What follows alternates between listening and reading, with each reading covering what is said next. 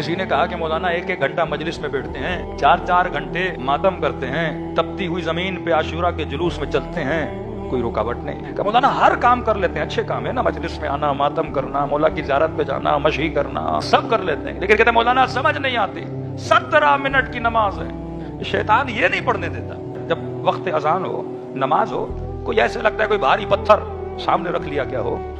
بہانے آتے ہیں، اچھا ابھی اذان آئی ہے، آدھے گھنٹے بعد پڑھ لیتا ہوں، 5 منٹ بعد پڑھ لیتا ہوں، 1 گھنٹے بعد پڑھ لیتا ہوں، اسی بستر پہ نیند آ جاتی ہے، نماز گئی قضا۔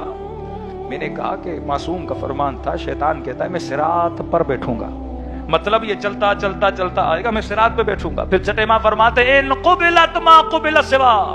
فرمایا یہ رمز ہے، یہ راز ہے اگر کوئی سمجھے، اور شیطان کو ان رمز و رموز کا پتہ ہے، کیونکہ اگر یہ قبول ہو گئی تو سب قبول ہو جائے گا،